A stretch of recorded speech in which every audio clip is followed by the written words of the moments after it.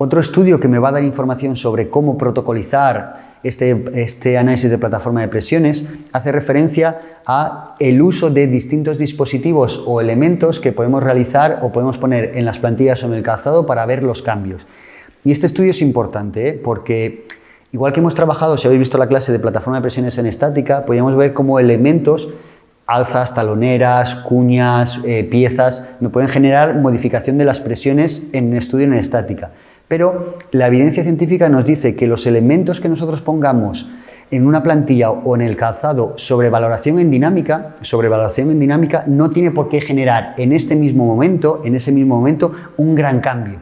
Tened en cuenta que la plataforma de presiones nos da presión, pero también vamos a poder valorar el COB y los puntos de presión máxima y otra serie de apartados que veremos ahora. Pero los estudios, y este estudio nos dice que no tenemos por qué observar cambios directos en ese mismo momento cuando hacemos el estudio sin tratamiento y con tratamiento.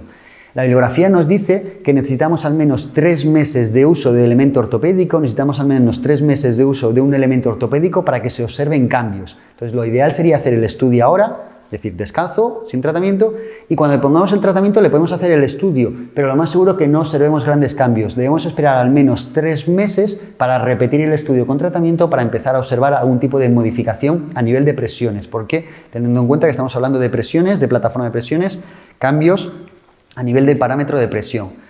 Y aquí hay otro, ahora os voy a enseñar 2 estudios que yo encontré y que son 2 estudios distintos. Aquí tenemos un estudio hecho por Alfonso Martínez Nova, profesor también que os da docencia relacionada con presiones, y en un estudio que él realizó en dinámica encontró que el mayor tanto por ciento de peso cuando nosotros caminamos, ¿vale? Fase de apoyo de talón, fase de apoyo medio despegue, fase de apoyo de talón, apoyo medio despegue, el mayor tanto por ciento de peso se localizaba a nivel del retropié. Esto es realizado sobre pies no patológicos. Pero me puedo encontrar otro estudio más actualizado, realizado en el año 2019, pero está realizado con plantillas instrumentadas en vez de con plataforma de presiones, y con plantillas instrumentadas con 9 sensores de localización encontraron que el 30% lo soporta el retropié y el 39% el antepié. Entonces, mucho cuidado, porque aquí no está claro qué tanto por ciento de carga podamos soportar en cada una de las fases de la marcha, y esto lo discutiremos cuando analicemos la imagen o la recogida de datos. Y uno de los últimos estudios que podemos encontrar, puede haber más, pero que al hacer la búsqueda bibliográfica yo pueda utilizar a la hora de protocolizar, es un estudio que hicieron comparativa de los datos obtenidos con plataforma de presiones según la edad, entre pacientes de 3 a 101 años. Bueno, encontrar un paciente con 101 años ya es complicado, pero en este caso tenían pacientes de hasta 101 años y comparaban. Niños de 3 a 9 años, adolescentes de 10 a 19, adultos entre 20 y 59 y ancianos consideraban más de 60 años. 4 conclusiones llegaron al estudio. Vamos a ver de esas 4 conclusiones qué sacamos nosotros a nivel clínico. La primera conclusión es que la velocidad se mantiene constante en adolescentes y adultos, pero menor en niños y ancianos. ¿Vale? Entonces, si en niños y ancianos la velocidad es menor, cambiaré mi número de imágenes por segundo en niños y ancianos. 30 imágenes por segundo en niños y ancianos, 60 u 80 en adultos. La presión máxima aumenta en niños y adultos. Hay mayores picos de presión en niños y adultos porque la superficie de contacto es menor. Paciente geriátrico, mayor superficie de contacto. Niños, mayor pico de presión en el talón, mientras que en adolescentes, adultos y ancianos lo tenían a nivel del antepié. Entonces, no podemos hacer comparativa, pero los estudios científicos nos dicen que un paciente adulto, los picos máximos de presión lo tendremos más a nivel del antepié, que coincide con el segundo estudio que yo os hacía de comparativa con el estudio de Alfonso Martínez Nova.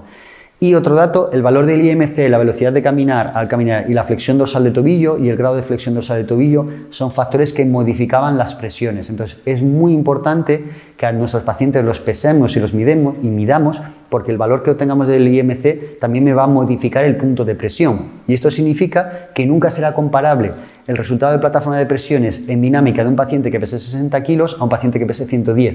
Porque normalmente el paciente que vaya a tener pese 110 kilos va a tener valores de presiones superiores. Por eso no hay valores de normalidad. Bueno, porque hay muchos parámetros que nos cambian ese valor de referencia.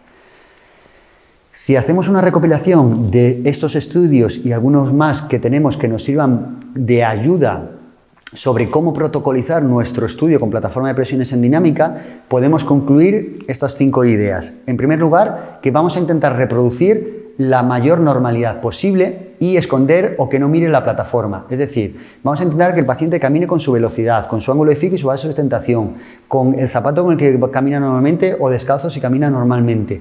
Y vamos a intentar que el paciente no sepa dónde esté la plataforma, porque si el paciente ve o sabe dónde está la plataforma, queramos o no, va a modificar el paso, va a hacer un mayor o menor gesto para intentar pisar en la plataforma. Si somos capaces de esconderla, ¿vale?, tenerla sobre una tarima, incrustada y tapada con una superficie, teniendo en cuenta que esa superficie también nos va a modificar las presiones, pero el paciente no va a mirarla. O por lo menos pedirle, tú mira al frente y yo, ¿vale?, vienes hacia mí, vas, vuelves, y que el paciente no mira al suelo. Y a medida que vaya caminando, yo voy tomando unos datos sí y otros no.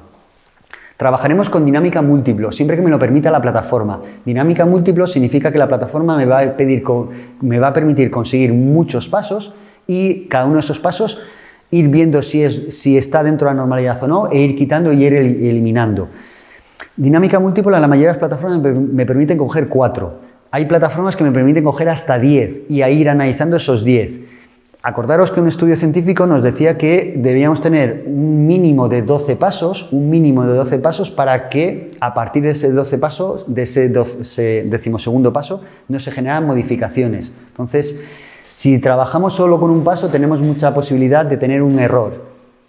Si trabajamos con 10, 12 pasos, tenemos menos posibilidad de tener sesgo o error. Analizaremos ese número máximo posible de pasos y seleccionaremos el paso más cercano a la media de todos los pasos. Y esto normalmente el software nos lo hace automático, es decir, si yo selecciono 4 o 10 pasos, de esos 10 pasos que yo he seleccionado del pie derecho y otros tantos del pie izquierdo, el software automáticamente me dice, bueno, si tengo estos 10 pasos, el que más se acerque a la media de los 10 pasos es el que analizamos. Bueno, eso es dinámica múltiplo. Si hacemos dinámica simple y tengo 4 pasos, yo puedo seleccionar qué paso estudiar, ¿bueno?, y según el paso que yo estudie de esos 4, mis datos pueden modificarse. Entonces, si tenéis pensado comprar o adquirir una plataforma, es importante que trabaje con dinámica múltiplo y otro parámetro que veremos más adelante, que es el trabajar con el análisis de 12 zonas o el mayor número de zonas posible. Siguiente punto importante sobre la plataforma es que tenemos que trabajar con un pasillo lo más largo posible, y si no tenemos un pasillo largo, trabajaremos con la regla del tercer paso. Bueno, 3 pasos hacia atrás y que empiece a caminar.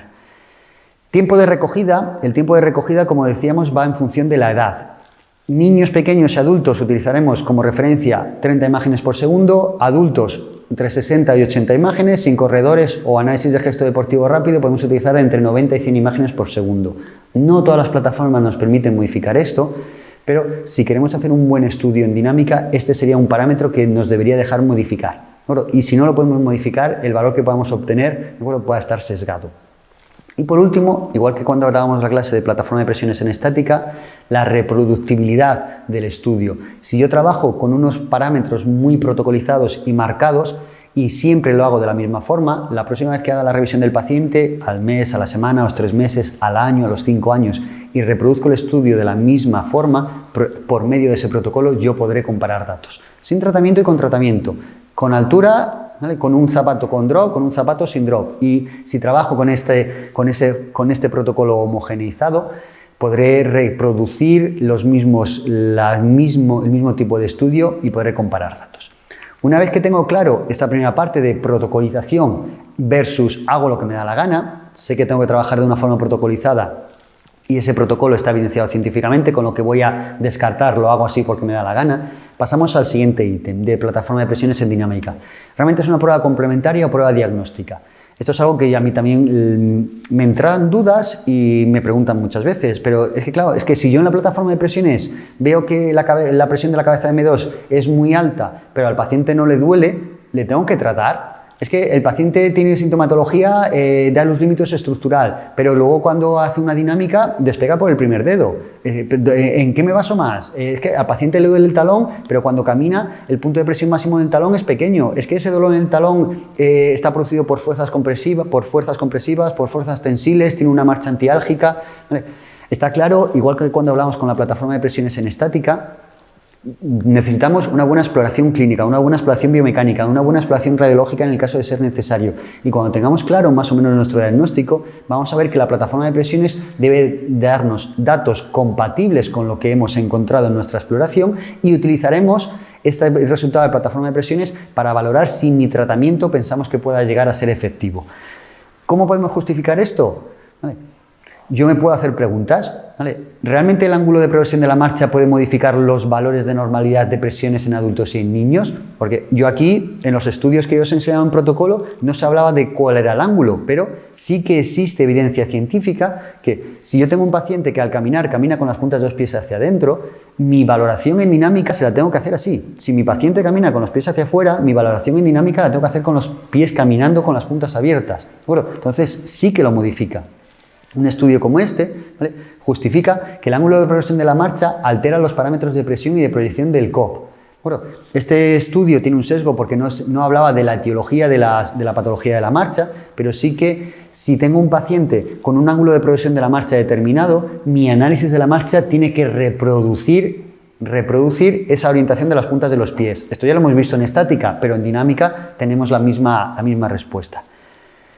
Si seguimos comparando tema de componente diagnóstico y componente complementario, ¿vale?, yo le pongo una imagen de un paciente con un gran hallus adductus valgus, con una gran deformidad digital, y me establezco como pregunta, ¿la presencia de un hallus valgus o hallus limitus predispone al desarrollo de metatarsalgias? La evidencia científica nos dice que sí, pero ¿realmente esto la plataforma de presiones puede cuantificarlo? Un estudio realizado sobre pacientes con hallus valgus y en el cual valoraron los parámetros de presión en relación a esos hallus adductus valgus. ¿Qué es lo que encontraron? Encontraron que en dinámica, ¿qué es lo que encontraron? Que aquellos pacientes que tenían hallus adductus valgus o hallus valgus se producía una transferencia de cargas de medial a lateral y ese aumento de cargas que se generaba a nivel medial o lateral, a nivel central o a nivel de columna externa, facilitaba el desarrollo de metatarsalgias, que también lo vemos en otro estudio, pero sobre hallus limitus, y vieron la repercusión que tenía sobre la transferencia de cargas a nivel dinámico a aquellos pacientes que tenían hallus limitus. Pacientes con hallus limitus tomaron como referencia distintas partes a nivel del pie y vieron que aquellos pacientes que tenían hallus limitus producían una variación de carga entre el 4 y el 40%, el 4 era muy poco, pero el 40% de variación es muy grande, sobre el punto de presión máxima. Y la máxima variación de presión, como vemos ahí en la imagen, principalmente era columna externa. Un 30% a segundo metatarsiano, un 24% al primer metatarsiano y un 28% a nivel del hallux, un poco menos a nivel del talón. Aquellos pacientes, con este estudio concluimos que aquellos pacientes que tienen un hallus limitus en dinámica van a tener una relación de cargas alterada respecto al valor de normalidad.